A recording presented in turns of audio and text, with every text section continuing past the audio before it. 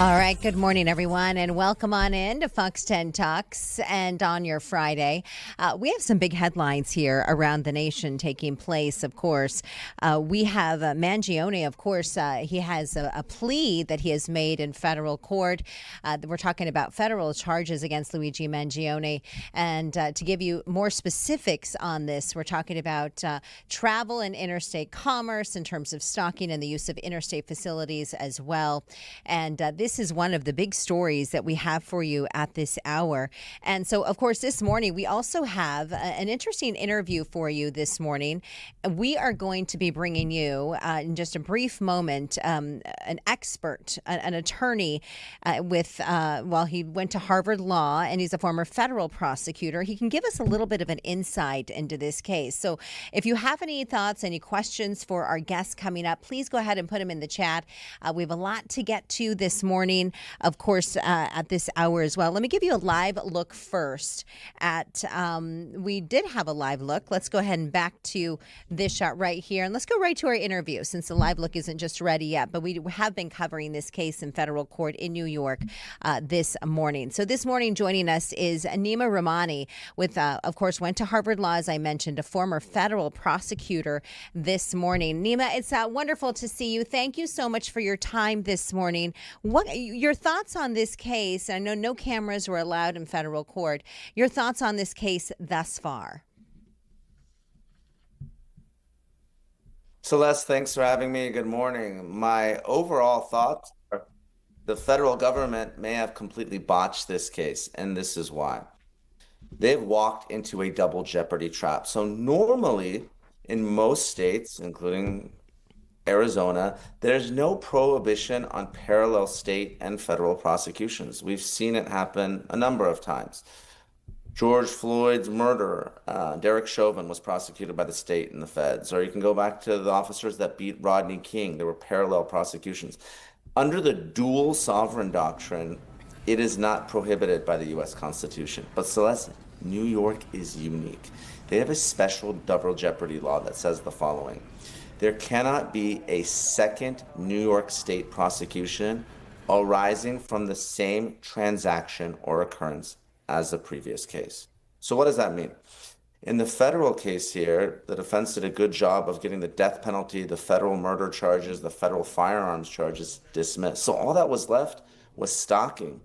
Now, the murder charges remain in state court, but if the federal stalking is the same transaction or occurrence as the state murder, guess what? The state case will be dismissed.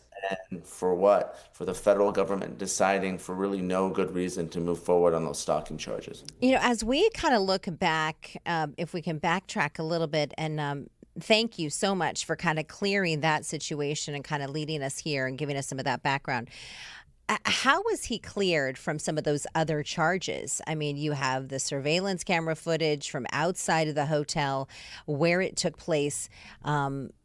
How does that actually take place when you have evidence like that? Well, the federal government has limited jurisdiction. And for something to be a federal crime, there has to be a federal basis for it. In this particular case, the feds filed over the state because they wanted to get the death penalty because New York State does not have the death penalty. The problem is there is no general federal murder statute. Federal murder has to be of a federal official, or it has to be in furtherance of another federal crime of violence. So I'm getting in the legal weeds a bit, but the defense team here of Karen Friedman and Mark Agnifilo, two of the very best. Agnifilo famously defended Sean Diddy Combs in his New York federal case. They were able to convince the judge that the stalking in this case was not a categorical crime of violence, and therefore the federal murder charge can't relate thereto. And again, this is a little complicated, but there was no basically federal jurisdiction in this case, and that's why the judge dismissed those serious federal charges. So what would he be looking at now, hypothetically, you know, as we kind of move forward? You mentioned the double jeopardy law and how that could have an impact on this case. What are your thoughts on this kind of looking ahead? Well, looking ahead, he's going to be sentenced in federal court. That sentencing is going to be pushed a few months out to give U.S. probation time to prepare a pre-sentence report for the judge. Now, he's facing the possibility of a life sentence in federal prison. That's the maximum. But oftentimes, federal criminal defendants are sentenced within the federal sentencing guidelines. There's some calculations that are done. Years ago, those guidelines were mandatory. Now they're just advisory. But oftentimes, judges stay within those guidelines. And I was doing some back of the napkin calculations, Celeste. And Luigi Mangione's guideline range is probably going to be somewhere in the range of 25 to 30 years. Now, that would be a huge win for the defense. You have a defense team that was able to strike the death penalty and potentially get their client out of federal prison in 25 to 30 years with 15% credit for good behavior. He might be out in his early 50s, which would be, unimaginable when there was the possibility that he was going to be sentenced to death. And especially if the defense can get those state charges dismissed, this would be an absolute home run for the defense team. Oh, my goodness. That would be incredible. Neama, Rahmani, thank you so much for your time this morning. And you just did an amazing job kind of breaking down for us where this case stands, the background, and where it's going now. So we hope to have you back once again. Thank you so much. Thank you for having me. Have a great weekend. Have a great weekend. Thank you so much. One of the big stories that we're also following this morning, let's show you some of this video. We're talking about a Chandler police officer resigning because of a situation that took place there in the East Valley, admitting to misusing the city's flock camera system. So this is the second Valley officer to resign over unauthorized use of automated license plate readers. So I see a lot of you in the chat. Good morning, Jared of Sonora, Darlin Nichols, Linda Monterth, Lil Philosophy, Emperor Ivan. Let us know, what are your thoughts on these flock cameras monitoring what you're doing around our city streets? Years ago, we had them on our freeways, but that was kind of a pilot project, and then we got rid of them. Well, it turns out, listen to this, that an officer was using the system to search for an elderly family member. Chandler Police made this announcement last week that the department is discontinuing the use of its flock cameras, citing an anomaly in the system because of that. So Chandler stopped using the system last week.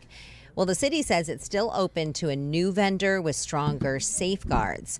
Many law enforcement agencies are now rethinking their use of these cameras. And this is not just happening in the state of Arizona. This is actually happening around the nation. I was listening to a podcast not too long ago, it was earlier this week, and this very similar situation where someone was monitoring a loved one or a spouse on these cameras in a different city. And, there was some issues, obviously, because they're going against protocol. And now we are joined by Anita Roman. Hi she there. joined us here in studio. Nice to see you, Anita. And this is one of the big stories here that we're talking about. What are your thoughts on this one? It's a tough one. I think we are seeing more police departments cracking down on how these cameras are used. And they're listening to the community members who are saying, we feel this is a violation of our privacy. But we also hear people saying, but there are cameras everywhere. Yeah. Ring doorbells, right? Surveillance at camera convenience stores. Exactly. And so if they are used properly as a tool to fight crime and find suspects. So it's tough because this is the world we live in right now. Yeah. Our phones are watching. They're listening. Their computers are watching. I mean, how many times do we talk about something in studio and you and I either get an ad or an email about something? And I do believe that happens. And so I think that the police department's law enforcement is trying to use every tool it can to apprehend the suspect and solve the crime while respecting people's privacy. So true. And I'm glad you touched on that part with privacy. Darla Nichols says, I agree we need the flock cameras. They just need to be more protected from misuse. And then we have Jared of Sonora says users aren't trustworthy. So he wants to actually get rid of them.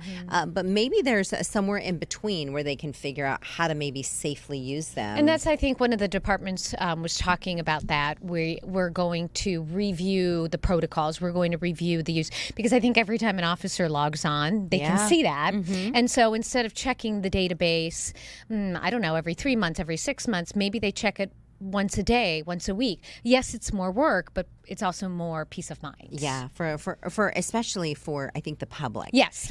Because then you're thinking nobody's looking at my license plate or anything like that on some of the cameras. Our big story of the morning. If you're just joining us, welcome. Yes, we are matching today. Little philosophy. Isn't that crazy? There was no memo actually on the blue. No memo.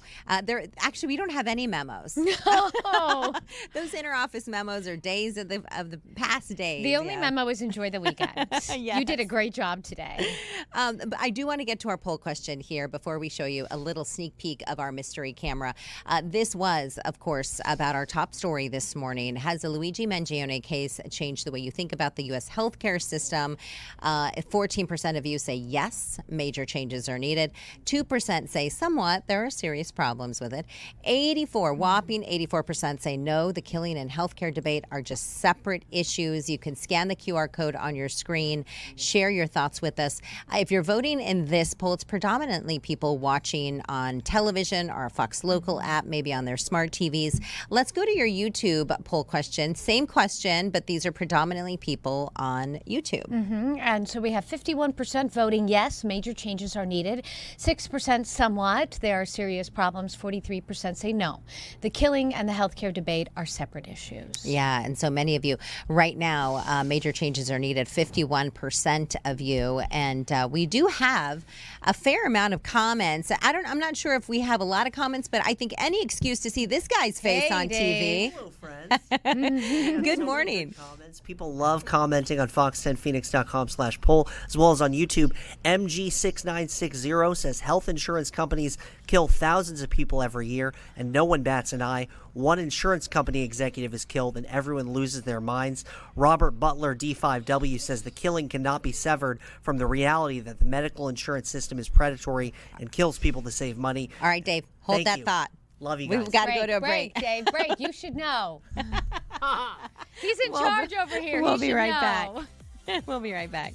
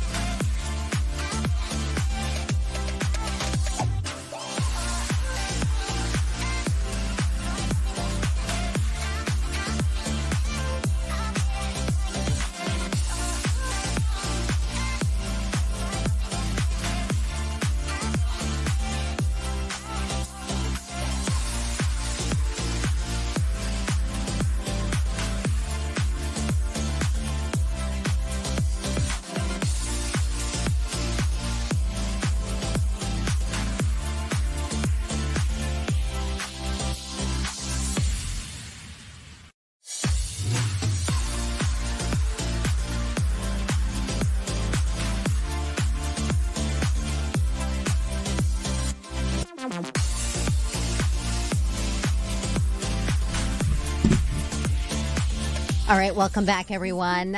You are looking live. We wanted to give Big D some extra time. Here he is, right here. Let me go back to that Dave cam. Hi, Hey. Dave. Oh, Hi. look at that. Look at You that. guys are just so kind.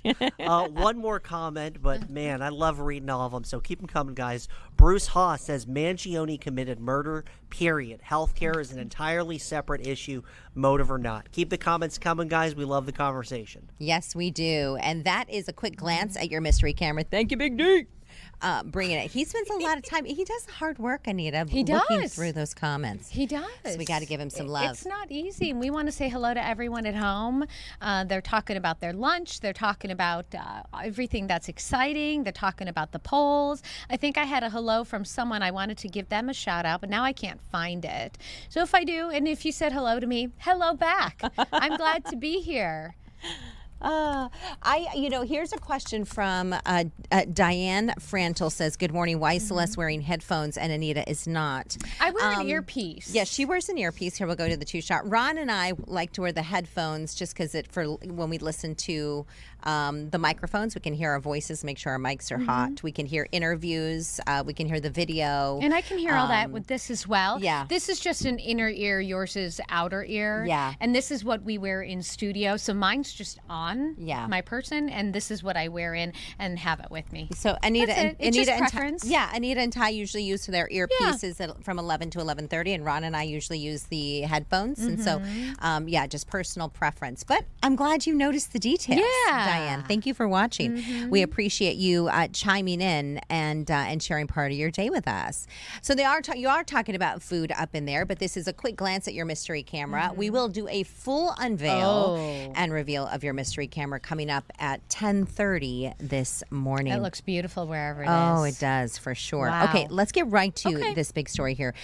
This is one that we're following for you as well. The man who admitted to the grisly killing of a New River pastor is about to learn his fate. This has been an interesting case to It has. follow. We've been following it for a very long time since it broke. His name is Adam Schaaf, and he initially was asked to be executed.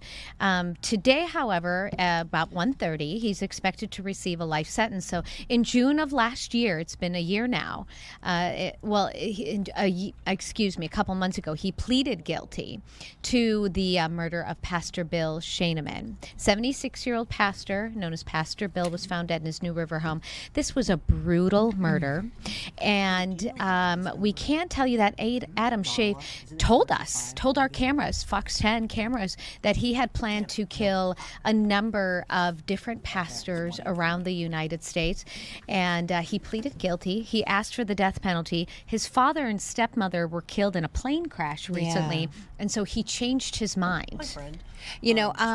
Brian, can we turn off Dave's mic? I'm sorry, I can hear him speaking. And I think the interesting thing is that he changed his plea, and people don't really know why his mother and father passed away in that plane crash, which is heartbreaking enough. But why did that one situation change his decision? Yeah, that's really interesting question, because he made a valid point when he argued in court. He's representing himself, and he said, look, I'm the one who is pleading guilty here. This is the punishment I'm asking for. Why make the taxpayers pay more for all of this? And we've had attorneys in here explaining the process, and there is a process for a reason.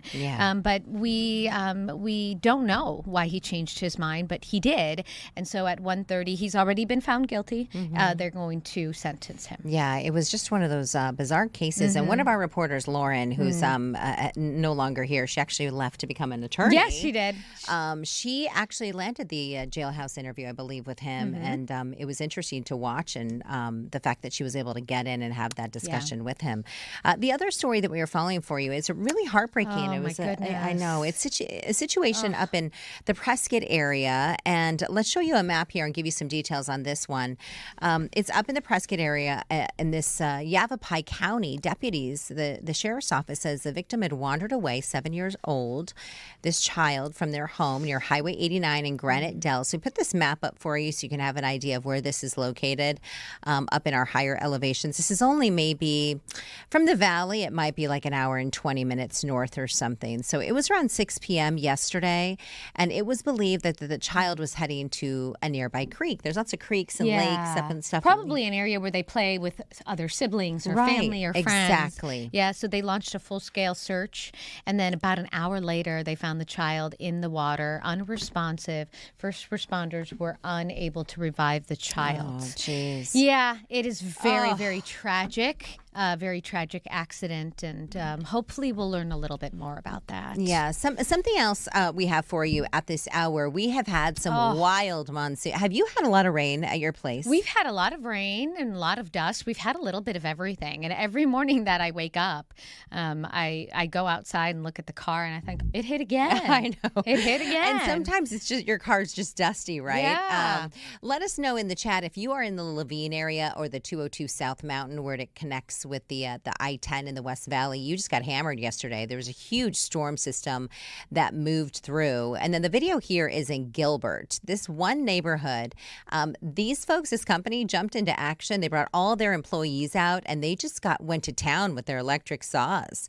It's wild because when you're looking at that drone footage, it almost looks like that's a park or that's a street. Yeah, it is. That's a street where all of those trees found. Those are big trees. We talked about it yesterday. Not the little Palo Verdes that tend to get knocked over. These were massive trees. They did a fantastic job cleaning up. Unfortunately, a couple of vehicles were collateral damage, but you could see when those trees were blown over, the roots took the grass up with it. It's so crazy. That's a street. That blows my mind. I mean, when the wind comes through, I think we just live in a part of the country where the trees and the brush, they just get so dry, and we're in a drought. And so the roots weren't deep enough or I guess strong enough to hold it down. It just was so brittle. So these guys went to town, they chopped everything up, and it was still, even though it's mid-morning, it was still so warm and humid out there. It's been toasty. It has been toasty. Past couple days we had the 99 degrees though, which was nice. And Ty did weather today and said warm-up's coming our way. I know. Which is to be expected. We're going to see like 111, I think, coming up over the next several days. So I think somebody in the chat said,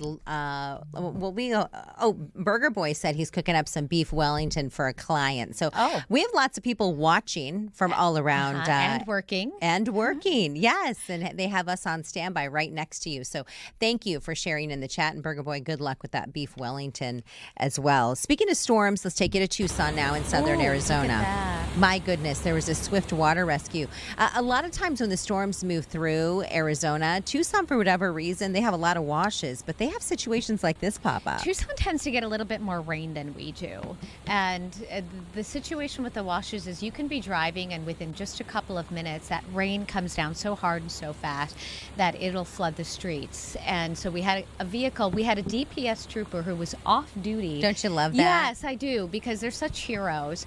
Spotted that vehicle, and what they were able to do, it's kind of tough to see in the video, but I've seen this live. They extend a ladder out to the vehicle. Yes, to the passenger and the driver, and then they actually have to climb out on it. So everyone is okay. No one was hurt, but this is why they tell you, turn around, don't drown.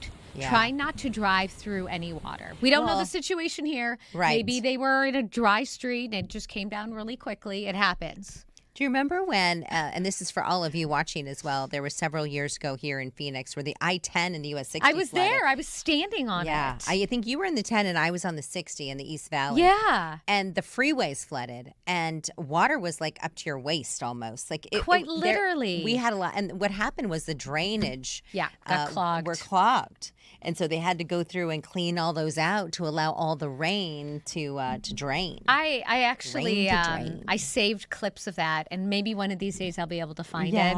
I was with Brian Acosta, and we started hearing reports of the I-10. The I-10 we called, and we said, we're not that far away. We better head over. And you had to take the on ramp. To get on there, and we parked on the side and we thought, this is unbelievable. Yeah, it was so, I don't know if we've ever seen that much water in one part of town. It wasn't during the monsoon, and it was so crazy. It was insane. I think you said you were with Brian. Yeah. So, by the way, I think we have a fan of Brian, Thomas Favolis' Power Drive. Because Brian Acosta, one of our photojournalists here, he's amazing. He is the lead singer in a band called Power Drive, and you might see them perform at locations around the valley. Yeah, they actually performed right here on Fox 10 Talks at 11. Yeah. A couple of months ago. They've got Angie. They've got a lot of groupies. Yeah, they do. But they're very good. Deservedly so. Yeah, those storms hit, man. It is crazy. Let's go to this story. This video is just getting so much chatter. It has to be cute. It has to be the video of the day. I know. It's so cute. We're going to try to help usher you in. We know we have to get to some big headlines here, but this is one that'll surely make you smile. These two little goats escaped their home and made their way onto this bus. This was in Portland, Oregon. And or outside Portland, Oregon, I guess. So it sounds crazy. The goats saw people boarding the public transit bus and decided, hey, why not? Let's go. Wait for it. There's a reason here. So they didn't stay on board very long, though. They were quickly shooed back by a rider and a bus driver. They're like, shoo, shoo. There's one of them. See him? So the transit agency says the goats then wandered toward a nearby shopping center after getting kicked off of the bus. We heard from the owner Yes. earlier this morning who said they eat anything and everything that's green. They gravitate towards green, which is why they went to that bus. Because the bus is green. Oh, gosh. I just thought that was brilliant. Watch how the first one starts getting on really slowly and cautiously. And then the second one right there does it again. Just scoots around him like, hey, get out of the way. Get out of the way. There's some snacks on board here. Oh, my gosh. They're the cutest. Maybe we'll bring that video back for you, but it is just amazing. Sammy says, happy Friday, everyone. And we're right there with you. Let's show your mystery camera here this morning and try to decipher as we get ready to go to a quick break. But throw your thoughts in the chat. Let us know where you believe this is located. If you're watching on TV, go to YouTube, look up Fox 10 Phoenix, press the live button, and you'll be able to see us there and join in on the chat as well. And lots of green in this image. It's beautiful. I'm going to say beautiful. Like Tennessee or something. Oh, okay. Am I allowed to guess? Yeah, already? absolutely. You're going to go. Anita's going Tennessee. Where do you think this is? Details and the big reveal after the break.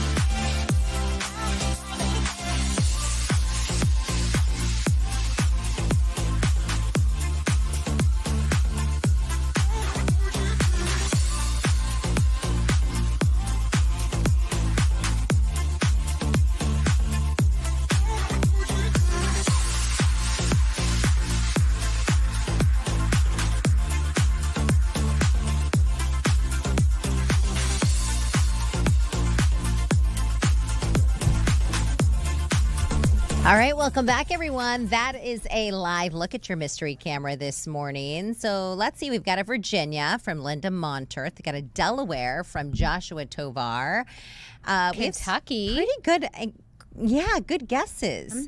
Unique Jules says Canada or New York. So she's thinking the far northeast. Okay. What do you think? Well, let's... Anita kind of like said out loud during the break where it was, just because she read it. So hold on one second. Don't put it up yet. I'm not. So I'm getting it So I ready. can't guess today because I overheard you. If you were going to guess, did you have? I would not have guessed where the answer. Okay. I would have gotten this wrong, which is usually the case. Tennessee. I said Tennessee. I got it wrong. Steve Nielsen and Ron Hoon are much better at the whole geography bee thing. And by the way, Ron will be back on Monday. He's had a great vacation with his beautiful wife and having some very well-deserved time off. I didn't know Steve Nielsen was good at this game. Yeah, he's like a geography bee whiz guy. Oh, yeah. wow. He's That's a whiz. impressive. He is a whiz. Okay, so let's go ahead and Jared Sonora says New York. Oh, let's that's a great guess. Give folks a glance at where. Let's see. What does that say, Anita? De Winton, Alberta. Ooh, De Winton, Alberta. Yeah, would you Let's like give to you another look learn at more that. about it? Yeah. It is a Please. hamlet in southern Alberta, Canada, within the Foothills County. It is located just south of the city of Calgary, west of Highway 2A. It is located with Census Division number 6, a variant name in DeWitton. Village has the name of Francis DeWitton, a British Army officer. Wow. A lot of history there. Yeah, and so we learn something new every day here on Yeah. FTT. What do you think the population is? I'm going to go with like maybe 1,000. Okay, 1,500 Oh, okay. to 1,800. All right, so it's a very small town. But it says it last recorded it as 98. All right, well, maybe it's grown a little bit. Maybe people have had babies since then. Who knows? A lot of babies. Be fruitful and multiply, we're people. growing here in the valley and our state, and that is having an impact on something very important. We want to talk about water resources. Yeah, our resources. We have Tom Buschatzke here, Director of the Arizona Department of Water Resources in Hello. studio. Tom, it's nice to see you. Thanks for having me. Thank you for your time this Yeah. morning. Your thoughts on kind of, and let's start with where do we stand right now when it comes to our water supplies in Arizona? So we actually are in really good shape, and it's because of many decades of planning, many decades of knowing that we live in a desert, using water wisely, conserving water as much as we can. And so we're in really good shape right now, but we have some challenges facing us. So what are those challenges? Because we have a lot of people, we hear a lot of people saying we're in a drought. There isn't enough rain coming in. The snowpack wasn't high enough. How does all of that correlate to what we use? So again, the water supplies from our state, they come from both within our state, but also outside of our state. Think the mountains of Colorado, for example. So the Colorado River, in normal years, provides about 40% of our water supply. Our rivers inside our state only supply about 17% of our water supply. So right now, the big issue facing us is the Colorado River. The volume of that river is shrinking, and it's shrinking because the climate is warming. So even when it snows as much as it used to historically, it doesn't turn into as much water in the river because of trees growing sooner, drier soil, things like that. That's our long-term challenge. Our short-term challenge is the two big reservoirs that capture water when we have big water years. Right. Lake Powell and Lake Mead are falling to low levels, lower than we've ever seen before. So the one thing that we can control is how much water we use. So we need to reduce our water use. You know, years ago, it's been years that I did a story, about water here in Arizona where I learned something about aquifers that are way down deep underneath, obviously, the surface of our planet. Can you describe how far deep those are and what we use those aquifers for? And do they run dry? So in the Valley of the Sun, for example, those aquifers go down thousands of feet. But the water that is there was put there over tens of thousands of years. So if you pump out more than what Mother Nature replaces through rainfall, you're going to essentially mine groundwater. and you'll reduce the overall supply over time. In 1980, the state passed a landmark piece of legislation, the Groundwater Code. It was designed to make sure that we manage that as well as we could to stop that mining or minimize the mining. And we've been very successful. But home building needs to show 100 years of water. One of the ways they can is using that water under the ground. But when you look at all the users that are here today and new home building that wants to come over 100 years, we have a challenge. And in 2023, Governor Hobbs got up in public and said that there's a moratorium on the water permits from my department. We created some new tools to allow the home building to go forward, incentivizing agriculture on a voluntary basis to retire their land and put homes there, and finding other unique ways to use reclaimed water, the treated wastewater that comes out of your shower, for example. Do we know how much water's in that aquifer? Is that?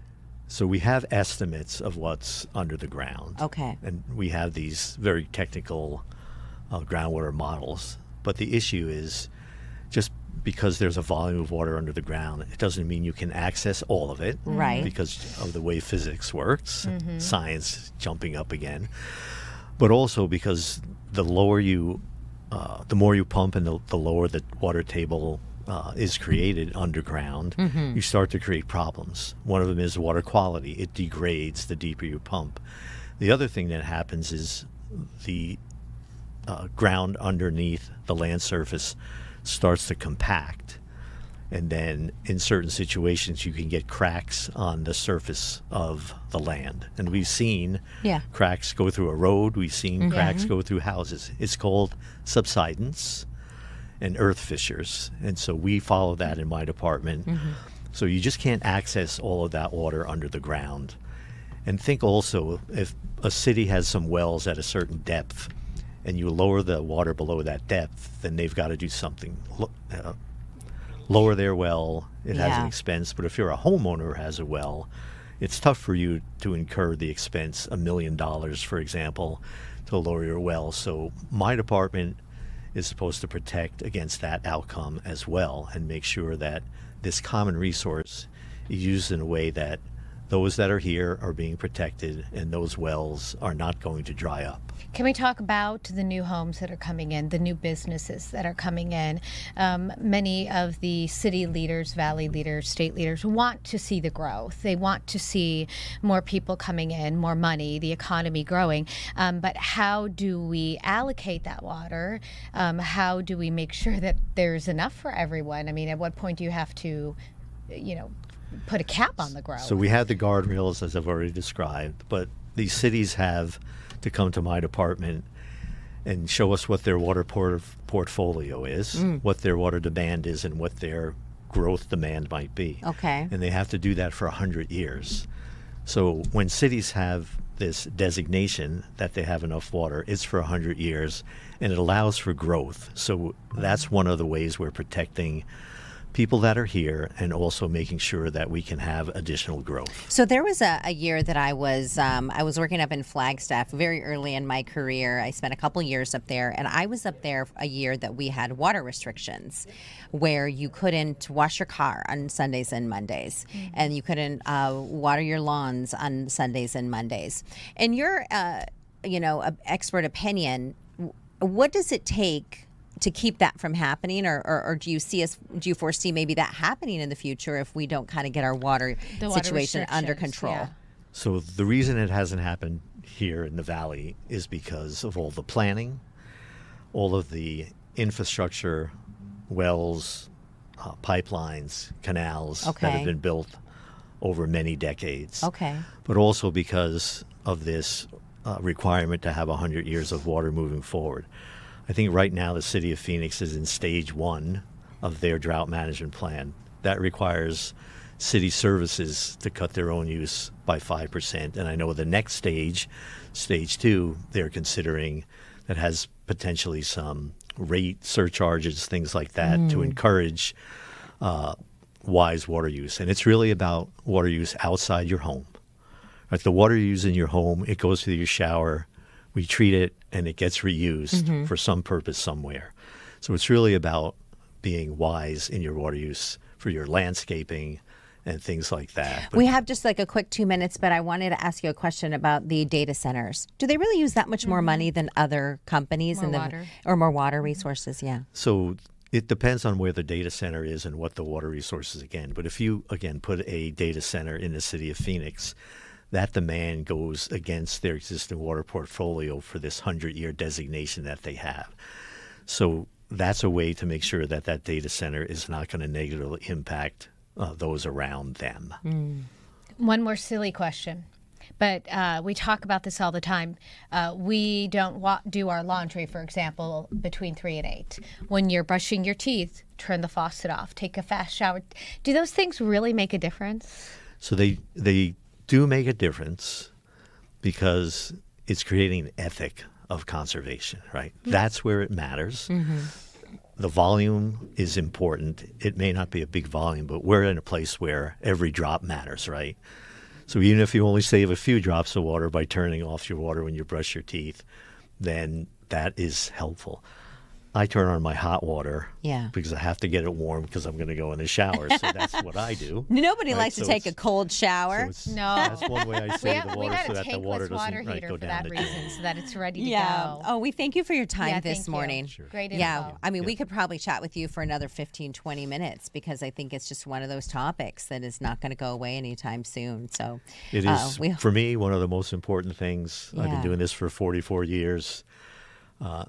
And there are many people in my department who do this for the future of the state of Arizona. Well, we'll have thank you back you all, again, yeah. Tom. All right, thank you. Thank you. you. Appreciate it. Appreciate it. All right, let's go live here.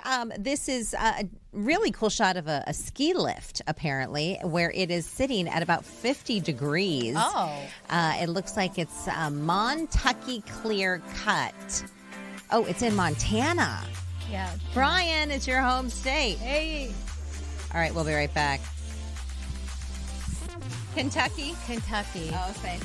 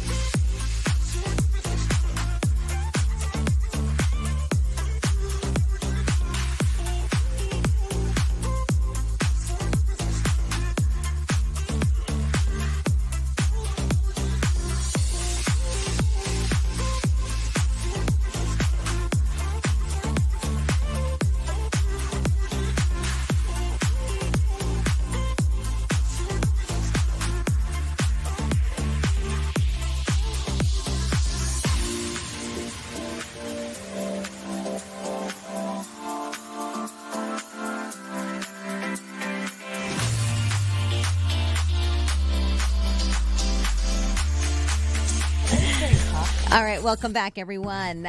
We had a Brian here who's from Montana. He was educating me here, and he said this is actually Kentucky. Okay. We're not entirely sure why it says Montana on one of those seals, but we believe this is Kentucky on a random mountain on a beautiful day where it's about 50 degrees. Beautiful. So we're not in Kansas anymore, Dorothy. No, we are not. Keep the red ruby shoes, but no, we Yeah. are not in Kansas. We are joined this morning by a live guest. Welcome back, everyone, to Fox 10 Talks. Dr. Leo Odle, primary care physician with Optum, Arizona. Hello. And we're talking specifically, good morning, nice to see you. Good morning. And Anita, we were just chatting with Dr. Leo about the idea of West Nile virus and some of the cases that he's seen. We have been seeing a lot of rain, and unfortunately, even just driving into our parking lot from yesterday, we had the big puddles, and that's where we open the mics. Oh, are they not open? Okay, sorry about that. But that's where we see the breeding ground for mosquitoes, which can then potentially carry the West Nile virus.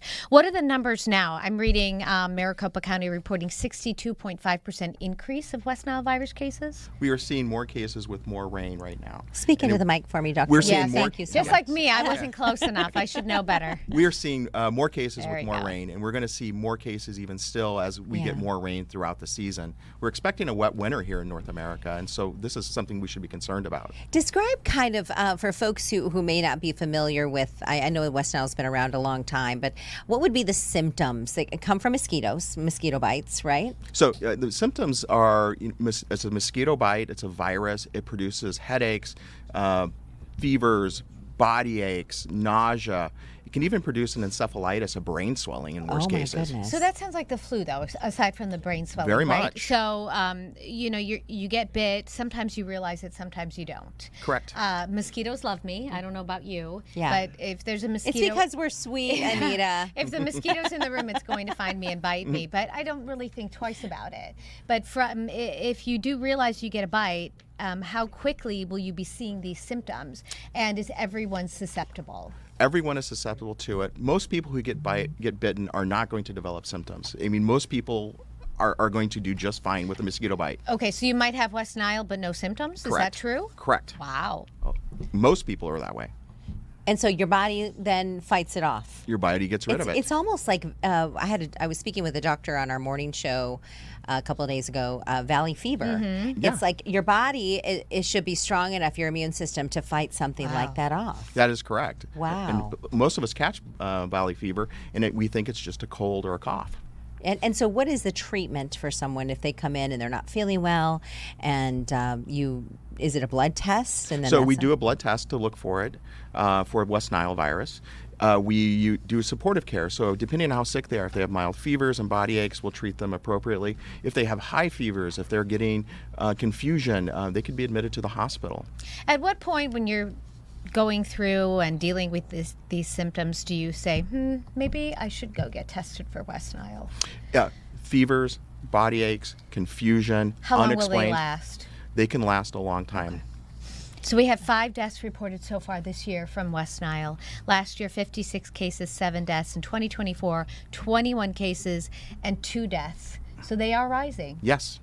And we're expecting, because a lot of, we've experienced, and all of you watching know this, we've had so much rain here across the Phoenix metro area. And even if you choose to go up into the higher, like say you want to go for a hike, right? Sedona's back open, the pocket fire is gone, and you want to take a venture up to the high country. They have, really the whole state has had a lot of rain. And so you may have some standing water, and that's where they breed? They breed in standing water. I encourage people to walk around where they live. If they have, my wife is a plant lady. We have 70 houseplants. Wow. Are they Impressive. pothos? Lots of pothos? Snake plants, all of them. And Wow. so we have pots all around my house. So after it Yeah. rains, I'll walk out and I'll turn over the pots and dump out the water. Oh, wow. What that's a about good things idea. like that, the mosquito repellents and all Does it those work? things? Do they work? Do you need DEET them? does work. DEET absolutely does work, and you can use it in 2 months and older people. I use DEET when I go golfing. I'll use DEET, but I do Yeah. wash it off after I get home. So, Dr. Leo, you're from Buckeye or Goodyear? Originally, many years ago. Live in Gilbert now. Yeah, came from a dairy family. Yes. So we have some other health questions to ask you besides this. Okay. About yeah, look at him. He's like, all right, shoot. Okay. Okay, so tell me a little bit about raw milk. Your thoughts on this? Your family had dairy farms. So I'm going to do as I say, not as I do. I do like raw milk, and I think it's very good. Growing up on a dairy farm, the taste is to me is much better than regular milk that you'll buy in the grocery store. It's probably not the most health conscious because it is not pasteurized. Yeah. What are the dangers of Right, drinking? and then for people who are at home watching and they may not know the difference, what are the differences then between pasteurized, non-pasteurized raw milk, and why is this a controversial topic?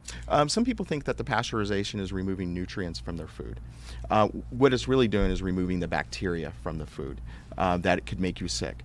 When you look at raw milk, you can get raw milk depending on the type of cow it comes from. 16% dairy butterfat content, which is great tasting milk. Your whole milk you're getting in your grocery store is 4%. Oh wow! Yeah. So 4 times more than that. Yeah, and you'll taste it. Yeah, It'd be like cream. Yeah, be like in a coffee, Anita. We're getting comments, and Lil Philosophy says it's scary that a mosquito can put you in a hospital.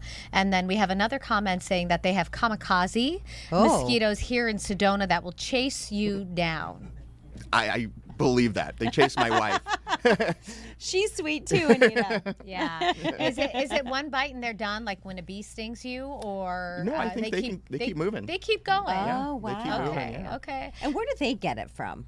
I don't know where it originally got into the reservoir. I don't We'll know. have to talk to the mosquitoes about that. That's an epidemiologist question. Right? It's kind of wild because, and then sometimes you may see them in concentrated places in the city or things like that. And you said how many cases thus far here? So we've had 54 human cases so far, but we've also had another 12 that were probably asymptomatic that we found in our blood supply, people donating blood who weren't even sick. Oh, and then once you give blood and if they find it, you guys alert those people? Oh, yeah. Yeah, you have. Wow. They're called by the blood bank. So we talked about repelling. So you said DEET is okay. Make sure you wash it off afterward. You talked about removing that standing water. What about repairing and patching up, replacing like damaged windows and screens? You don't want those little suckers in the house. That is a great idea. Keep them out. Do everything you can to keep them out of your home. Yeah. If you go to Florida, they have those big screened-in patios for a reason. Because they have those kamikaze mosquitoes. Yeah, no kidding. Dr. Leo, if folks want to give you a call, you've been amazing this morning. Yeah, very lots of wealth of knowledge. How do we find you? I am at Optum Primary Care in Gilbert. You can look it up on the internet and be happy to see you. Thank you. right. We appreciate it. Yeah, you have Stay very- away from mosquitoes. You have very good bedside manner. You know Thank what you. I mean? Easy to talk to. Hey, you've got West Nile, but you'll be okay. They're saying, but you're going to I survive. like that. That's a good delivery, doctor. Thank you. We appreciate Thank you, it. Dr. Leo. Okay, we are talking about baby boomers who are moving to. Oh, that's not true. No, we're not. That's not true. No, Nor- we're not. Those 2 videos are not there, so I'm just going to go back to me and Okay. Anita. We'll just read the stories. Okay, Arizona's Okay. population boom has been slowing down in recent years with the exception of one major group. So the Valley remains a hot spot for baby boomers right now, and it's something that we kind of knew. Do you want me to try that again, Dave? Just give me the thumbs up. Okay, let me go ahead and press on this again. Oh, nope, still not working. Baby boomers 3.1 and let's, yeah, baby boomers 3.1. Yep. Oh, there's okay. Anyways, and it's That's okay. okay. That's It's all right. okay. We don't Anita and need I it. are just going to chat about it. So We can pretend to be baby boomers. So U-Haul's new migration report, because of course, as you know, they rent the big trucks. Their new migration report shows the Phoenix Metro is 3rd in the nation as a place to move for that age group. We're talking specifically baby boomers in the past year. So 2 places in Arizona made the list, the top 10 list. Yes. Lake Havasu City. Do we think this is Kingman? It could be the Kingman area. Could be the Kingman area, ranked Yes. 5th. Tucson is ranked number 8. Is what? All right, Dr. Leo, just hang there. You are just fine, buddy. You are just fine. The poor guy is trapped like a mosquito. We're crammed in here like sardines. No, I'm kidding. Arizona Netflix show. This is actually quite interesting. If you start to see around the Phoenix metro area, like some areas, yeah, VO9. Okay, let me go here. I know we're trying to figure this out. All right, we're good. Okay, we're good. No, you're good. Thank you. Thank you, Dr. Leo. You're Poor amazing. Dr. Leo. Thank you for your patience.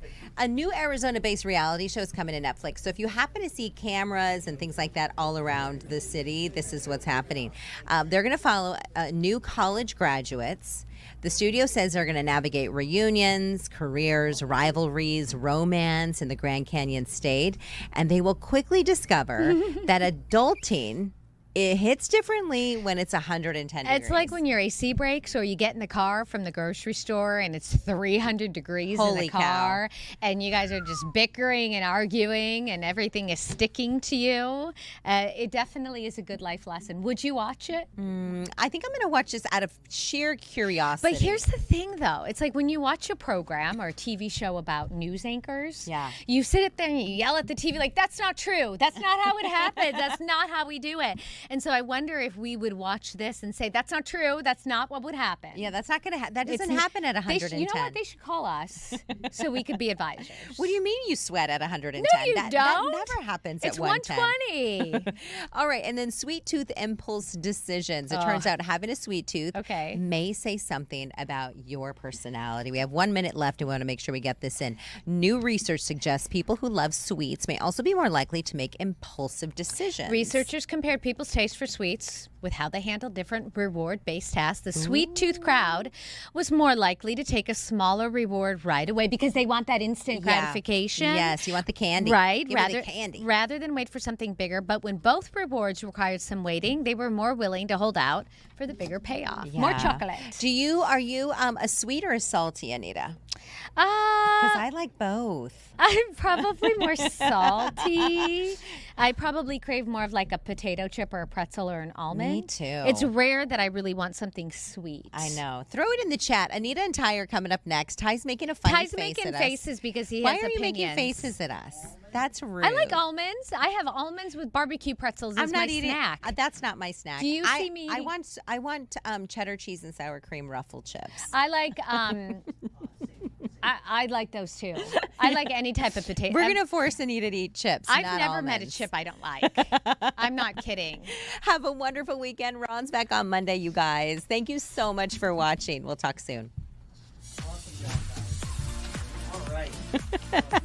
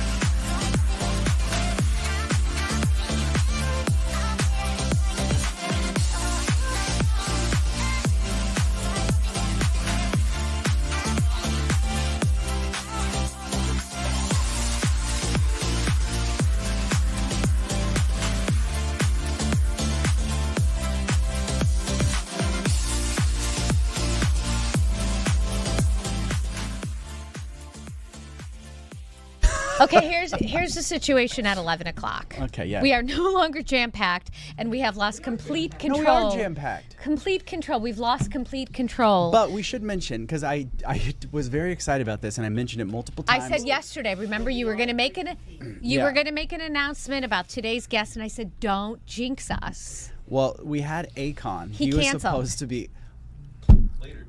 He canceled. He's been rescheduled for 3. What? He has a sound check. Evidently, he has to get to. Graham, How did his if I were PR allowed people not know that he had a sound check at 11? But so I think Akon we will should be on at cancel the 3. 11 o'clock stream. So instead, we brought in someone way less cooler than Akon. Can you rap like Akon? My millennial heart is like That's very Can sad you- right can now. you rap? No, I I can't can do Vanilla rap. Ice. We don't have the rights to do it. I don't. No, we don't have the rights to sing I'm Vanilla glad you Ice. stopped me because yeah. I know all the lyrics. She does. I've heard it. Yeah, we were talking about who knew Akon, who didn't in the newsroom. But I think definitely- Doesn't everyone know Akon though? I mean, Locked I mean, the Up name. is a classic. Mm-hmm. I did so much Akon He research did today too. so much research, and he was dancing in studio all morning long. I was very so pumped. Justin was standing right there, and we said, "Come on in." And Justin said, "We're going to call this one Freestyle Friday." Well, yeah, you guys, that's pretty much No, what you're doing. freestyling. I'm Go. a part of it. No, I mean like freestyling as far as like, yeah. you know, what Comment we're talking or- about yeah. today. Uh, but You did flock cameras yesterday. yeah, me and Jacob Luthi covered the whole Flockgate Okay. situation that's happening. Flockgate is a good way to put it because we've been talking about this all week. First of all, what are these flock cameras? If people are just like tuning in and don't know what they are. Well, they've been in use, Yeah. I feel like, for some years. It's this technology to track people, places, things, obviously for investigative work. But what we have been looking into is the alleged misuse of the technology by law enforcement agencies across the valley. We now have 4 departments that have basically said they are investigating internally what that misuse could be. And we've had 2 resignations now with Apache Junction Police and now Chandler Police. So we broke the news of that resignation yesterday. Hours later, a statement was released by Chandler PD, and they say that this officer was using the flock technology to locate an older adult family member who had health concerns. Really, that's all we know, and that a formal investigation never got to take place because of the resignation. But I will say that last Friday, there was just a press conference saying that an internal investigation was underway. That was announced by the chief. So that part was a little bit confusing. We wanted to clarify that because we know there's an internal investigation. We've requested that internal investigation. Now they say that one has never basically formally started. So a little but bit they said confusing. last week it started. Just last Okay. Friday, we had this press conference. Do So- you know, because you've started diving into this, what are the rules then with these flock cameras? What can and cannot be done? What can they be used for? What can't they be used for? In what situation? I think that is the point of questioning here is how are all these different law enforcement agencies going to handle and put guardrails up and handle this technology? But obviously personal use is a no-no. Hence why Chandler has cut ties with Flock or put that program on suspension and plans to remove the cameras. And then you have other agencies that are handling it differently. They're still using Flock, but they've maybe, started an investigation into an officer who they believe is misusing the technology after auditing. How often is the auditing happening? That's Right. another question. That was we going to be would my want- next yeah. question too. Are they auditing once a week? Are they auditing once a month? And if, let's say, Officer Lum uses a flock camera, do they get an alert? Do they know this is happening, or do they have to physically go look for these? Yeah, I think there's a lot of nuts and bolts that have to be researched and questions that we have. So we've actually requested the internal investigations for all 4 officers that have been investigated for alleged misuse, because we want to know, whenever this information comes out, what were they accused of doing. And these aren't criminal cases. This is about conduct and potential misuse of the technology. So it seems like uncharted territory.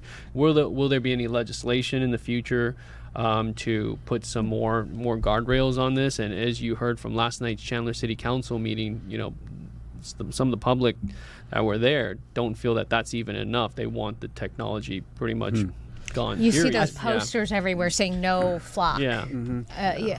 I thought it was interesting, though, that we did have that soundbite from the CEO of Flock, who was saying that, in his opinion, the crime-fighting tool outweighs maybe some of these incidents that we've been seeing pop up, which I guess is another, thing that people are going to have to weigh the pros balances. and cons, right? And that's a different topic. We're talking about crime fighting. Sure, that's very interesting, and that seems very helpful with the technology, but I think what we are asking about is the alleged misuse by law enforcement officers and what that looks like, what are they accused of doing, and what will be done next. Because now, specifically with this Chandler case, it's closed. So he resigned, they closed the case, and that's it. I mean, we want to know more. Why is the case closed? Just because he resigned and they feel like that's enough, he confessed? Meanwhile, Apache Junction has an officer that's resigned, and they're investigating him for allegedly stalking a spouse or ex-partner. That's still an open case, so they haven't closed that.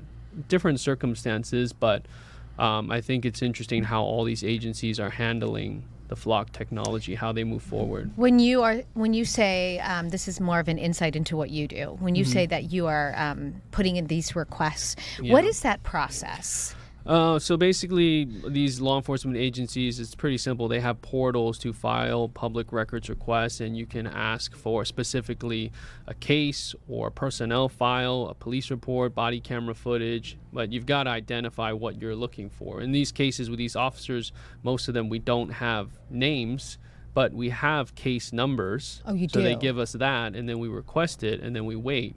Or, I've done requests for city employee emails where you kind of cast a wide net and Really? say, Wow. I'd like to see emails regarding the keywords flock and audit or certain keywords over the span of a year.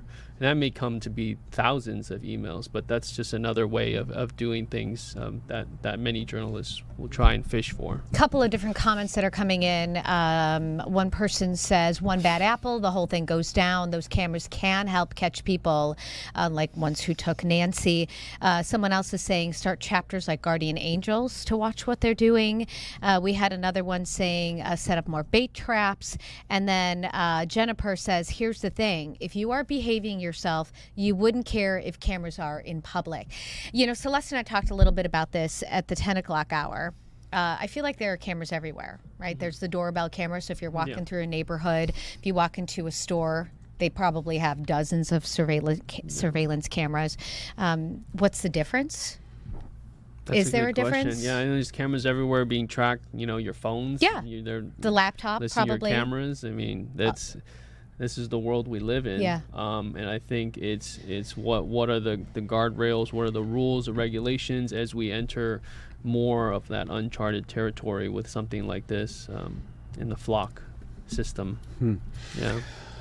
Well, Justin, this is going to be another one of those investigations that I'm sure you're going to be digging into over the next couple of weeks. So we appreciate your insight into it today, and let us know when you kind of have an update, because I think this is one of those stories that really is garnering a lot of attention, not only here, but we're starting to see these same type of stories pop up nationwide now. Yeah, this is Thank the you. world we live in, right? Yeah. Flock, AI, interesting. data centers, all that. So, yeah. Take me Right. back to 1950. Take me, yeah. Maybe. How about the 19, 80s? yeah. Okay. Or maybe 50s. 2006. I don't know. With some Akon. We had playing, some and there you go. we had more technology in 80 than we did in 50, so I don't know. Thanks, Thank guys. you, Justin. Have a Thanks, great Justin. weekend. All right, let's take a look at some other top stories that we are following for you on this Friday. And this is a big story that we have been following for a really long time. The man that admitted to the grisly killing of a New River pastor will learn his fate here in the next couple of hours. We are learning that sentencing will be read in a courtroom right around 1:30 this afternoon. Now, Adam Schiff, that's him on the screen right there, he originally asked to be executed, but today he is expected to receive a life sentence. He changed his mind after his father and stepmother were killed in a plane crash in Marana.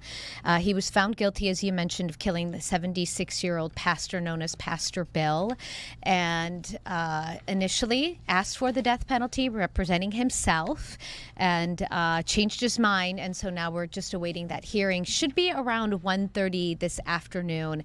That's the last update that we received. And if you remember the story, it was wild. The pastor was discovered in his New River home, and in what investigators described as a crucifixion-like position.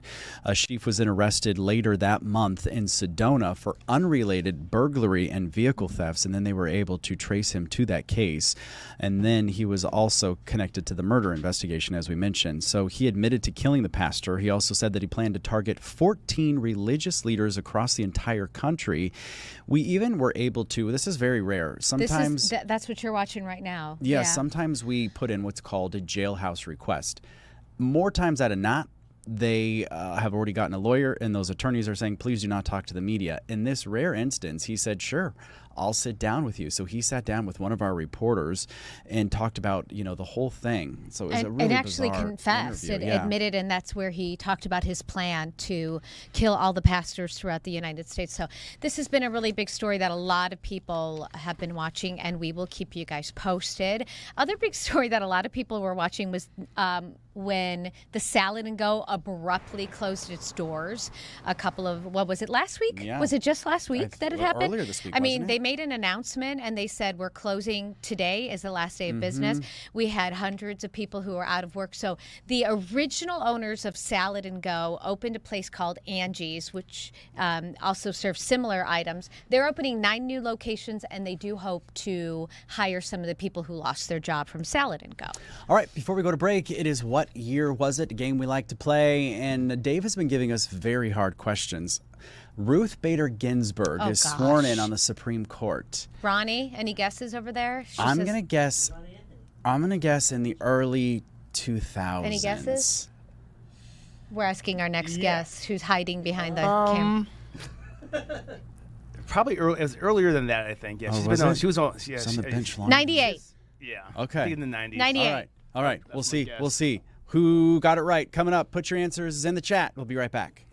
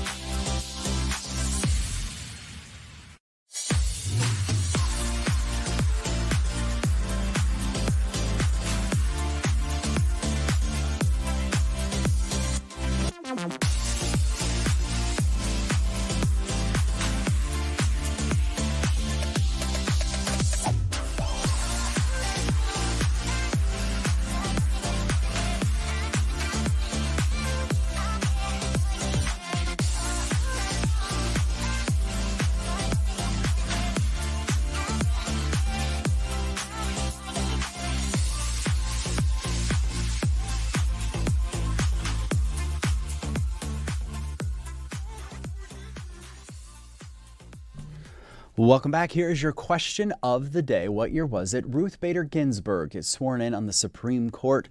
I really had no idea. I said the early 2000s. So ready to see? Let's see if anybody in the chat. We got a 1993, we got a 96, we got a 98. 94. And we got a 94. All right, let's see. 93. All right, nice work. A lot of people asking about your socks. You want to discuss those really quick before we introduce our next guest in person, even though we've already heard his Someone voice? said I'm not wearing socks. I am wearing socks. You're also wearing small. very sporty. You're wearing socks? Yes, they're Where socks. are you hiding them? They're little tiny socks. Don't they slip underneath? There's socks in there, They- folks. I'm not walking around with nasty, sweaty dogs in my shoes. Sniff. Gross. No, well, but if I can smell it over here, that's a problem. There are socks in there. Poor Benjamin Taylor sitting here thinking, I came in to be a professional. When you come on a Friday. I told you off the top, we have lost all control.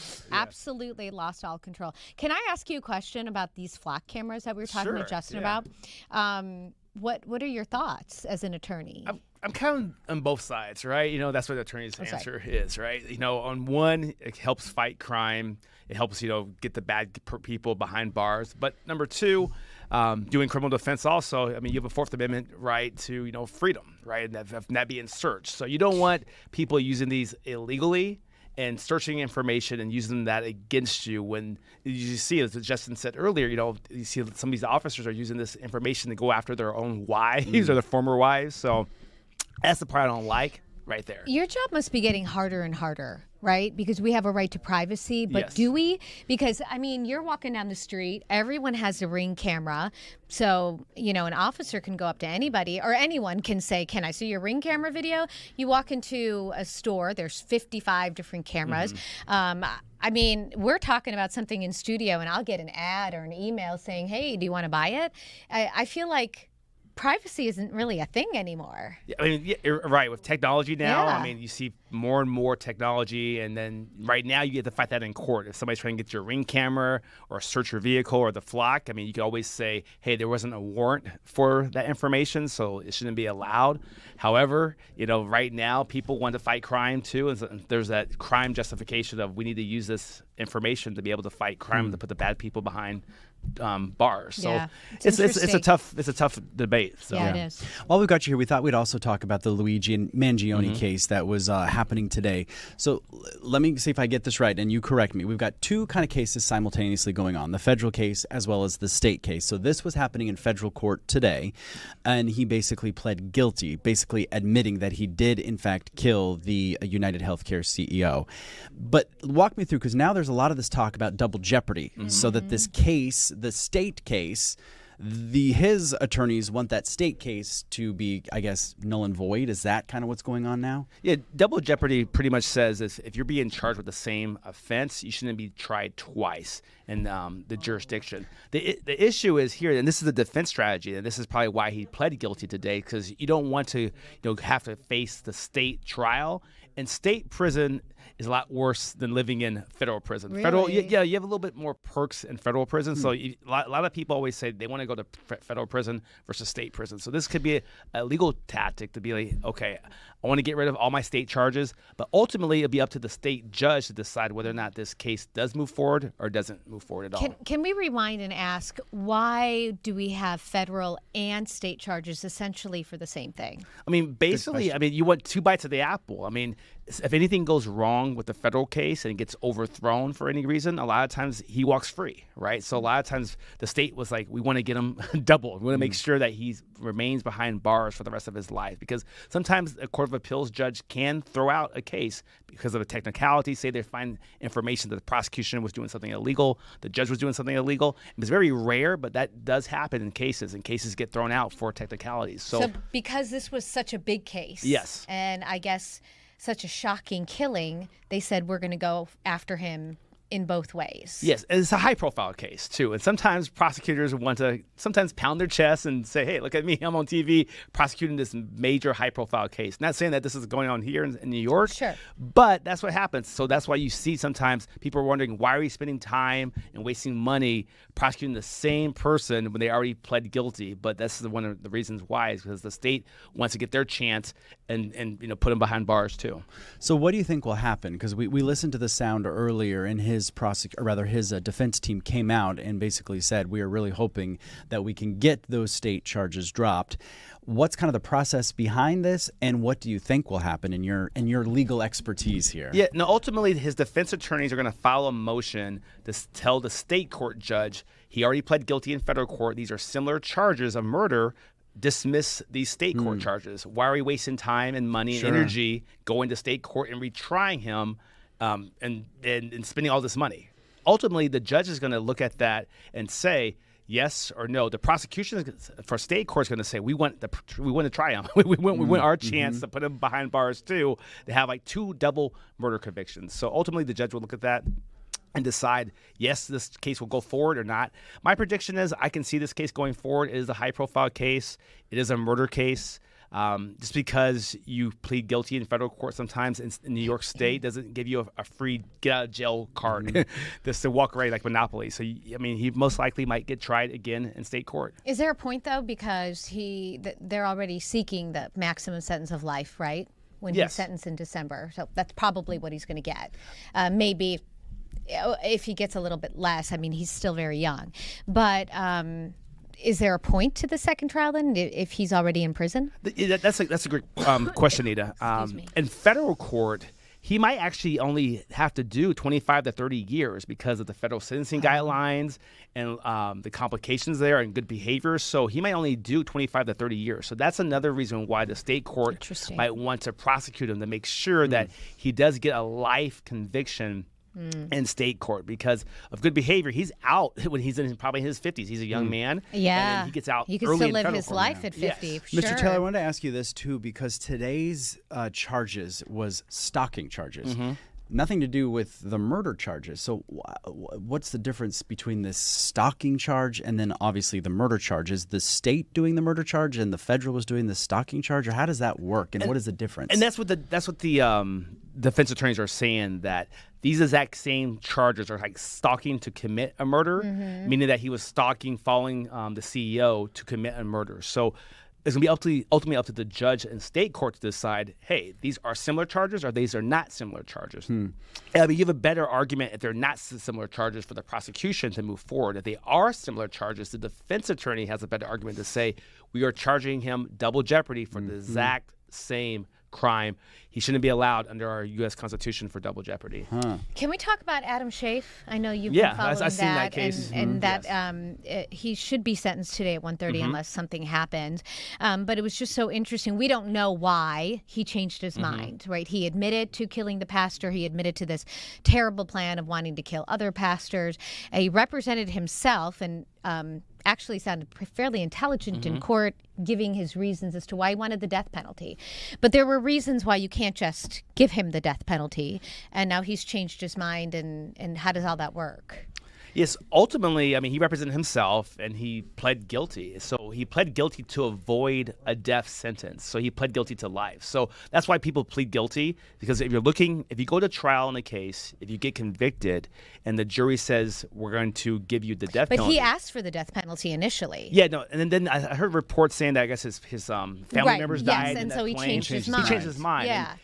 Based upon the fact that he was giving news interviews, it sounds like this man is definitely not in the right state of mind. Got some crazy mental illness going on. Had lists of other pastors that he was planning to kill. So it doesn't sound like he knew what he was doing and it was all there. But yes, at first he's like, give me the death penalty, give me the death penalty. And all of a sudden, after his family members died, he decided to just take this plea agreement of life. Yeah. If we have time, I don't know if you're following Lindsay Clancy, excuse me. I know a little bit about it, but that's just another hugely high-profile case. Where does something like this go, where we have so much information coming in? I think I saw a little bit yesterday where they were pulling text messages or pulling data from her phone saying she was searching ways on how to commit suicide. Yes. She was telling people, I can't do this. And we had so many doctors treating her. We have her husband who took the stand saying, we knew this was happening. Her father-in-law saying, I knew she had trouble sleeping. I mean, this is tough. Yeah, when you have so much overwhelming evidence, text messages, confessions, during jury trials, jurors love to hear confessions. Jurors like to see video evidence and text messages because this is what this person is thinking in their own head. This is what they're saying. So when you have that, it's hard as a defense attorney to overcome that. And usually you see a guilty verdict after you have those type of this hardcore evidence. Yeah, it's very interesting. Well, thank you so much for coming in. We appreciate it. I know this is a fun way for you to spend a Friday afternoon, right, with us. It's better than The Office. What? Come in anytime. That was awesome. Well, thank you for your insight. I Thank appreciate you. it. Before we go, though, we are going to just take a real quick look at your forecast because, oops, that's the wrong button. Do we have my weather? Courthouse in, there we go. New York. Well, here we go. We've got my forecast up so we can talk about what we're expecting. 94 already, you guys, but here's where we're headed, about at 101 for your Friday, and we're going to continue to see those partly cloudy skies out there for today. These are the current temperatures around the valley. Most everybody in those low 90s to mid 90s, depending on where you are. And then up in the high country, beautiful. Look at that, 70 in Flagstaff, the low 60s right now at the Grand Canyon. But we are starting to see some pretty significant rain in portions of Mojave County, stretching over into Yavapai and up into Coconino as well. We saw some very strong cells moving through the Peach Springs and Seligman area earlier today as this continues to kind of track its way to the north and to the west. Keep in mind that, zoom in a little bit more and you can see right along the 40, we're still seeing some pretty strong cells there. Keep in mind we do have that flood watch in effect until 8 o'clock this evening, right in that corner, that northwest corner of the state, and that's going to be in effect until 8 o'clock this evening. As we head into the weekend, we are going to start to see those rain chances diminish and those temperatures, in fact, start to warm up, and because of that, the National Weather Service has already issued a heat watch for Monday through Wednesday with those daytime highs anywhere from 108 to 112. So again, for today, we'll see 101. We'll see those upper 70s along the rim country, low 70s in portions of the high country. And then here is the rest of the day. Let's take a look at that 10-day so we can get that right to you. 104 for tomorrow, 107 on Sunday, and then here comes those warm temperatures towards the beginning of next week. Okay, everyone, stay safe. Have a great weekend. We'll see you Monday.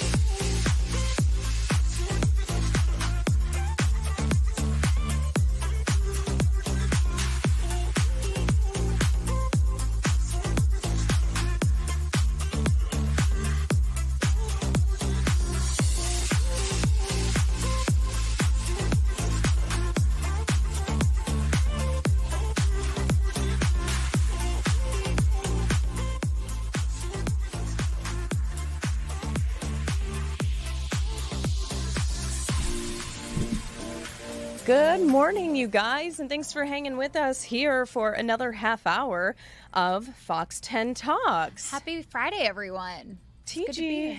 TGIF. I mean, I do work Right? the weekend, so I actually do work tomorrow, Oh. but I love everybody's Friday energy rubs off on me, so I'm in a good mood. Okay, so, I used to work weekends as well, weekend morning anchor in another market.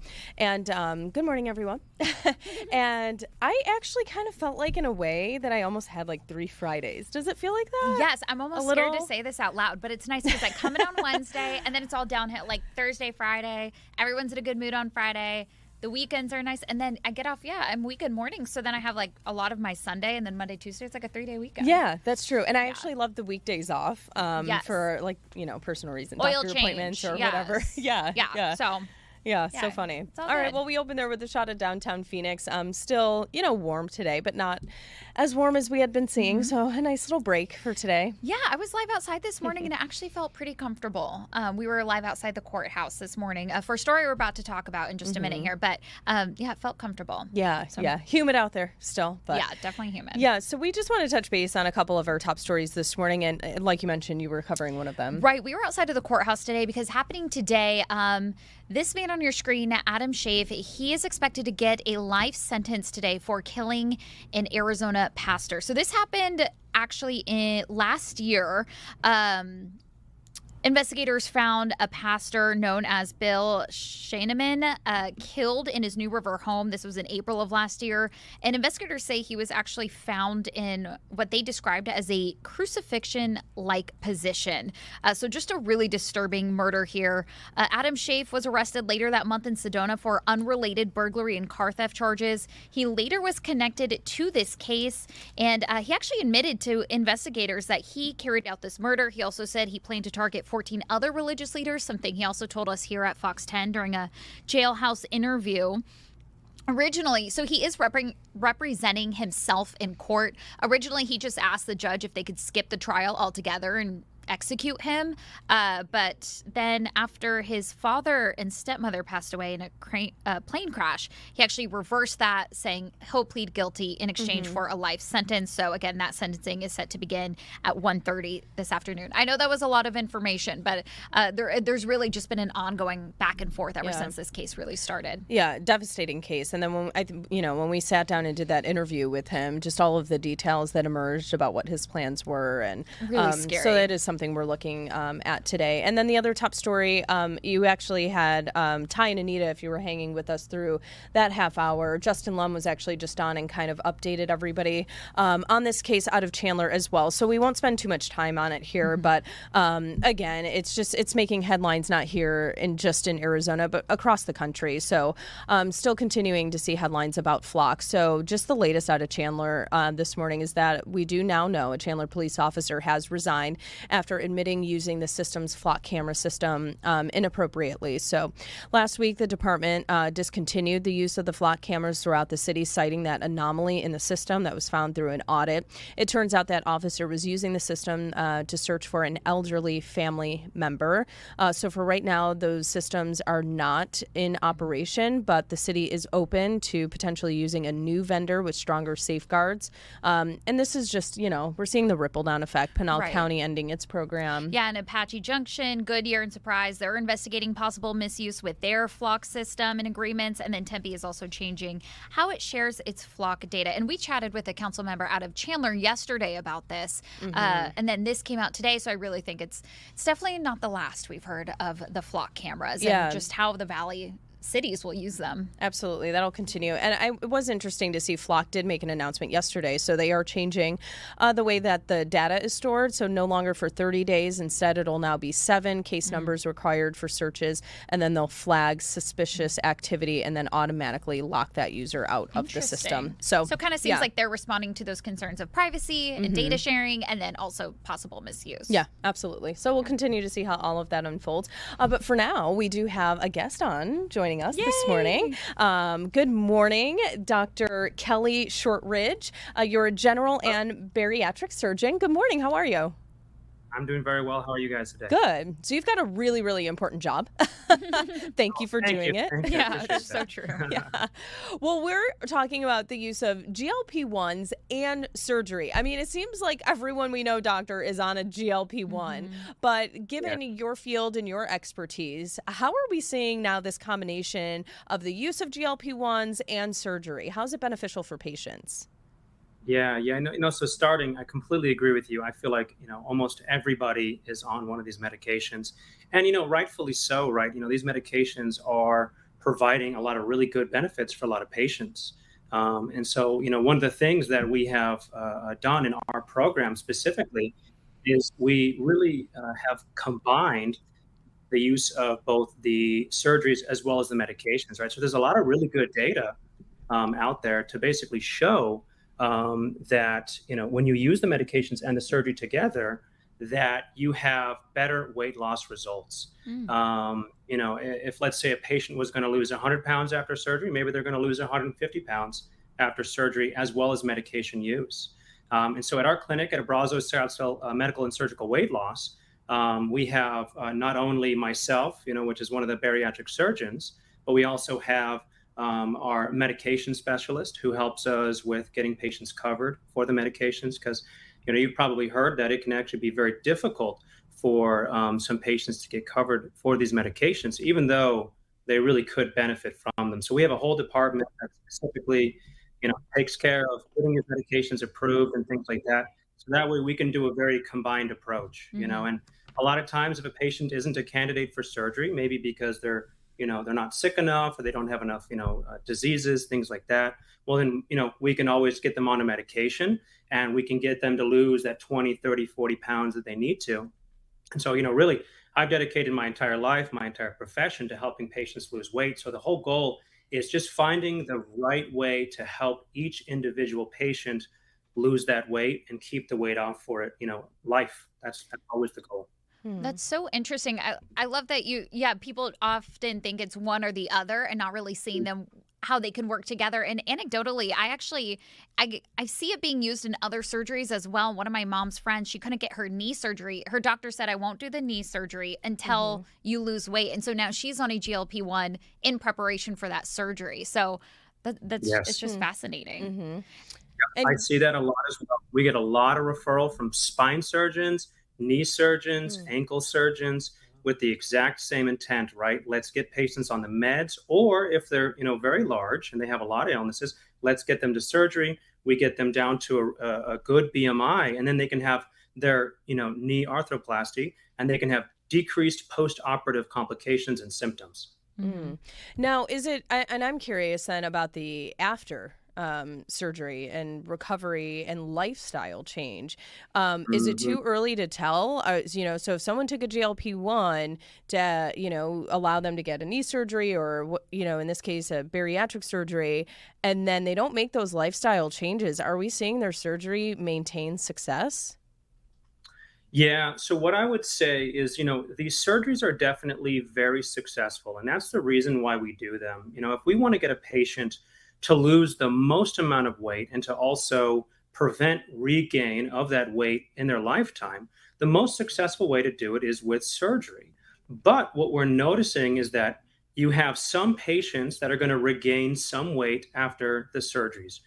Sometimes with a sleeve gastrectomy or sometimes with a gastric bypass, you might get a, gain of 20, 30, 40 pounds. And, our goal, of course, is to have them maintain the maximum weight loss. So for those patients who start to either plateau their weight loss or they possibly start to see some regain, 6 months, 3 months, a year, 5 years, it really doesn't matter the timing, then we can start them on one of these medications and then get them back to their goal weight. We do have a question in the chat here in our streaming chat with somebody asking, Linda, I can't read so far, but Linda, she says, Linda Monti. She's asking what are the risks? And I think I'm assuming specifically in using the GLP-1 plus surgery. Oh, gotcha. Yeah, no, absolutely. Well, I wouldn't say that the GLP plus the surgery causes any inherently different or new risk, but I would say that each thing in and of itself has its own independent risks. right? So you kind of have like the three ways of losing weight, right? You have diet and exercise, and then you have the medications, and then you have surgery. Now, diet and exercise, generally speaking, is going to be the lowest risk, right? But you can still hurt yourself while exercising. You can pull a muscle or, hurt yourself. Then you have medications, and medications definitely have less side effects than some things. One of the things that we have been seeing in research and just looking at these medications is that some patients can get gastroparesis after taking medications like the GLPs. And then there is a lot of patients that can get side effects like GI upset.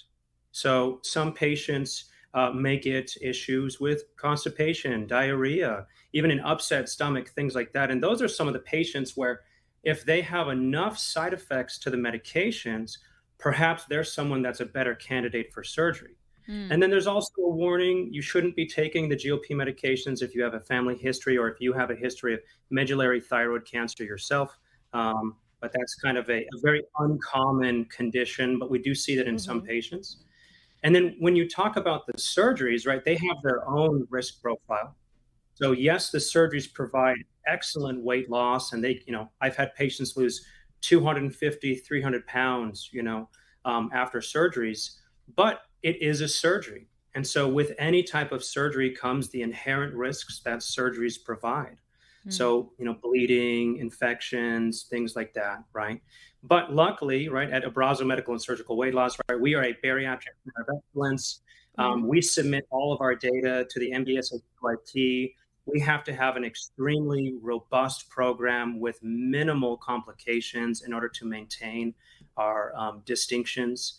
And so, we do a very good job of, taking care of our patients. But yeah, again, the medications kind of have their own risks and the surgeries have their own risk. And the whole idea is to help the patient navigate which one is best for them. Right. And find out what's best for you. Yeah. Incredible, doctor. We appreciate your time today. Thank you so much for joining us here on the stream. My pleasure. Absolutely. Anytime. Here's your mystery cam. Get your guesses in.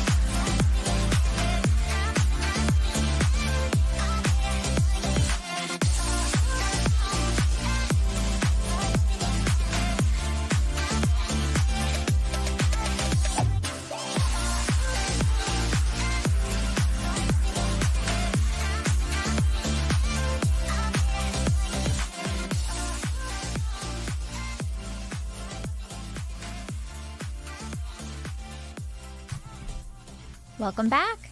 Yeah, we have a few guesses in the chat on our mystery cam today. This one's pretty. It's so beautiful. It looks so green. I'm so jealous. It looks so beautiful out there. All right. Remind me where you're from again? The Bay Area. Okay. Yeah. So Northern California. All right. Yeah. Nice hills and everything. Yeah. But some of these guesses are Oklahoma. We have a guess for Iowa, Kentucky. Oh, 2 guesses for Iowa. And another guess for Minnesota. What do you think? Right. I'm going to go. I don't even know. Indiana. Okay. I was going to say something like Pennsylvania. Yeah. But I really have no idea. Can I open it? Yeah. Hang on. Let me pull. There you go. Okay. I feel bad because I've opened it reveal. 2 times in a row. Oh, well, no guesses were right. Oh. Noonan? It's Noonan, Georgia. Okay. So there you go. That's what that part of Georgia looks like. Beautiful. Really pretty building. Yeah. I wonder if that's a state building or government building maybe they use, or who knows what that is. Pretty Yeah. cool. All right, some late guesses getting in there. Linda, Oklahoma. I'm sorry. Not today. Georgia, was that given Yeah. after we released it? It Or no? was. Maybe just after. But Linda, I'm glad that you enjoyed that conversation we had with the doctor. She says, thank you for the info. I had a friend who had bariatric surgery and had some serious complications from that. So thankfully she's okay. She says she ended up with 7 different surgeries. Wow. Oh my goodness. That's I know. wild.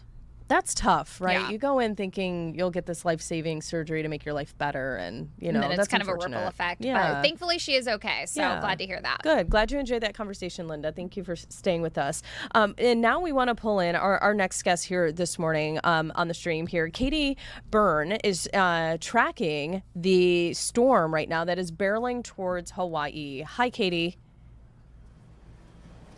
Hi, guys. Yeah, arrived in Hawaii late last night, and we started in the middle of the night here. So we've been watching conditions so far. It looks like a pretty calm day, doesn't it? It's pretty beautiful. But this is really the last day folks have in Honolulu to prepare for Lala. And what's interesting is the threat from Lala is growing here on Oahu. That's because we were included in a tropical storm watch this morning for the first time. So those tropical storm conditions are expected within the next 48 hours. And we know that emergency crews are preparing along with locals and even tourists who are here. We've got a lot of tourists in town. So Honolulu police are prepping emergency response vehicles to potentially deploy if needed. But the big impacts that we're looking at, and the first impacts, are going to be on the Big Island, which is south of us. That's where we have hurricane warnings in effect right now. So we're expecting the worst of those conditions to happen on Saturday, and then the worst of the weather is expected to get to us here in the Honolulu area on Oahu on Sunday. So we still have a little bit more time than folks on the Big Island, where those preps should really be wrapping up by now. Today, it kind of looks like business as usual. We have a lot of folks visiting, so tourists are out. We have surfers out in the water. Businesses are open, but we know that that's likely to change in the coming days as conditions continue to deteriorate, and we'll be here watching for when that happens, guys. Katie, I'm curious. I know you said it is kind of business as usual, but have you talked to any tourists who are first now learning about the storm that's incoming, and what are they saying? A lot of them did just learn about it this morning, I'm not going to lie. But people have been telling me that if this means they have to extend their trip in Hawaii for another day or two, they're okay with that. And we have sound That does from not surprise me. Yeah, and we have sound from a visitor there that you spoke with. We'll run that real quick to see what he had to say. Well, I hope that people take it seriously, because it can bring a lot of flooding. It can bring a lot of wind. It can be dangerous around pool areas or pool cabanas, poolside seats. Just be prepared. It's coming. Well, Yeah. What's interesting about the topography in Hawaii is, officials are warning that depending on where you are on the islands, you could be dealing with different impacts. So people close to the shoreline will be worried about that high surf, but then people over in the mountains will be dealing with the potential for flooding. And we have the potential for mudslides possible and rain being measured in feet in some places. Yeah, that is it's a huge storm getting ready to, headed towards the island. Katie, we appreciate your time with us this morning. Thank you. Thanks so stay much safe. for having me, guys. Rare Yeah. situation for Hawaii, so appreciate getting the word out. Yeah, of course. Yeah, and you can see in the video here that they shared with us just how rough those waters are getting. The water looks choppy. Wow. Yeah. So definitely praying for everyone's safety there. Rain measured in feet, just insane, Terrifying. Okay. Wow. All right. Well, our next guest is coming to us from a very exciting event. This looks like a good time. And oh my gosh, even just behind you, it looks like so much fun. We have Tiffany Michelle here. Tell us a little bit about the State Poker Championship. And it's 20 years. We're out here at the Arena Poker Room, Talking Stick Resort, and we are playing for millions of dollars, ladies. The players behind me enter the poker tournament. It's the largest poker tournament in Arizona. It's the biggest poker room in Arizona. Everyone behind me ponied up $1,100. We're expecting probably a $3 million prize pool. Last year's winner took home $525,000. So poker in Arizona is alive and well. Wow. Okay, the buy-in, not so bad, considering, what's at stake. It's extremely affordable. The main tournament, the World Series in Vegas is a $10,000 entry. Not a lot of people can afford just to plop down $10,000, but $1,100 is doable for a lot of these poker players. Some people save up to play that. Some people play smaller tournaments to gain their way into this tournament, but you just won't find for an $1,100 investment the kind of money up top that we pay out here at the Arizona State Poker Championship. Like I said, the final table, the final 9 players alone will get at least upwards of $50,000. And then at the end of every single day, 12% of however many people enter the tournament will actually get some kind of minimum profit. So they're at least getting their buy-in back. And then the idea is to sort of ladder up and last longer to make more money up top. Well, with a record $3 million prize pool, when you said millions of dollars, my ears perked up. Like, I need to learn how to play poker. Yeah, because we all missed out on the Powerball. That didn't work out, so. I know. We're going to learn poker. Listen, Powerball is, you have to get so insanely lucky. At least in poker, me against you, it's mano-y-mano. There's a lot of psychology, there's mathematics, there's strategy involved. So I highly recommend. I've been playing poker for over 20 years. I love the game. As a female, I find that can be a really big advantage when you're playing in a male-dominated field. So if you guys ever need coaching, I'm your girl. Oh, yeah. I know. We're going to call you up. Yeah, we might need to have you come in, or we come out there for you to finally teach us something. Yeah. And you're a World Series poker winner yourself. You're now hosting this. Why do you like to host this particular event? I live in Los Angeles. Everyone thinks I'm a local because I've been hosting this tournament for 5 years, but basically Scottsdale, the Talking Stick, has adopted me. I love this casino. I like this poker room. It's huge. The windows are huge. There's great airflow. I'm not going to lie. I play in poker rooms all over the world, and sometimes they're dark, dingy little back corners of a room. So it's a beautiful environment. It's really well run. If I get knocked out, I just run upstairs to Orange Sky and I have a sexy dinner. I think players come out to this tournament because it's well run. It's a beautiful property. On my day off, I go sit outside by the pool. So if I'm going to play poker, I'm also kind of looking to vacay at the same time. And I feel like this tournament, this location, this property really offers me all of those things. Well, Tiffany, I want to ask you, because I did say, introducing you, it looks like so much fun, and it does look like so much fun, but it also looks a little serious back there, and it's such high stakes. So tell us, what is the energy in there? And just paint the scene for us a little bit. Yeah, you get a couple different energies in a poker room. There's a decent amount of beginners here, so there's a lot of people that are kind of nervous, they're learning, they're testing the waters. There's professional poker players that fly from all over the world because they think this is a really good value tournament. Sometimes poker tilt is real, so sometimes if I get all in with aces versus your kings and you flop a king and beat me, the bad beats in poker are very emotional. So occasionally you might hear somebody yelling from across the room in frustration. And that's what makes the game feel so alive, is that every single hand, you could be eliminated or you could win a massive chip stack in any hand. So I think that makes the game always exciting, always fun. I think the energy, it's only day one. Okay, guys, we have 4 day ones at this tournament. Today's just day one. So I feel like, let's talk in 3 days from now when people are closer to bigger and bigger money. Today, it's just like, listen, the goal is just survive today, put some chips in the bag at the end of the day to come back on day 2. So right now, we're not in the intense portion yet. We're in the, oh, yay, the Arizona State Poker Championship is back again this year. Let's see what we can do. Yeah. And before we let you go and wrap it up, because I'm just curious, you said, being a female in a male-dominated sport comes with a little bit of an advantage. What's that advantage here? I find that because poker is a psychological game, Anytime you can introduce something that makes your opponent feel uncomfortable, for me, it's gender, right? Most men are used to playing with other men. So the minute that I introduced me, I sit down.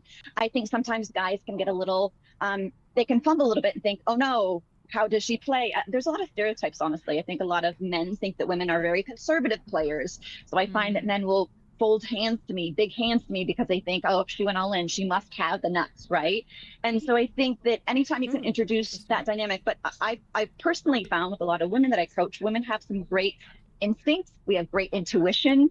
When you can learn to harness those things and apply it to the game of poker and understand how to leverage that and exploit your male opponents specifically, I find that women can have a lot of success in the game. It just takes having the confidence to sit down and play, but that's what this tournament is great for.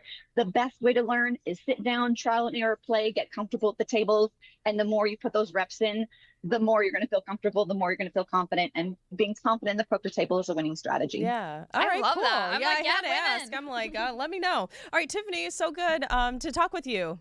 Thank you for spending time with us. Thanks so much for joining us. You look gorgeous, girl, by I the know. way. I'm like those. Incredible. She sits Look across at you. from them, and they're probably like, no wonder in why awe they get of her thrown beauty off and when you sit strategy. down. Yeah. They're like, she's smart and beautiful, and they don't know how to play. Yeah, exactly. Thank you, Tiffany. Bye. Yeah, right. She sits down next to you. Yes. All right, real quick. We've got like less than a minute. Chips Ahoy is coming out with a new flavor. Are these available in store, Dave? Okay, say hi, Dave, by the way. We haven't had a Dave cam in a while. So what are these? They're just a mystery. You guess the flavor. Okay. So we have to guess the flavor. Oh, here, so you can see the packaging. That's what it looks like. Really fast. All right, we're gonna open these quick and see what they taste like. I don't know. It's got like white chocolate chips, maybe. White chocolate for sure. Yeah, and if you submit your best flavor guess at chipsahoymystery.com, you could win $25,000. There you go. Go You don't get need your to know money, poker. folks. Yeah. Go get that money. We'll see you on Monday. Have a great weekend, everybody. Wow, great job. I didn't think you were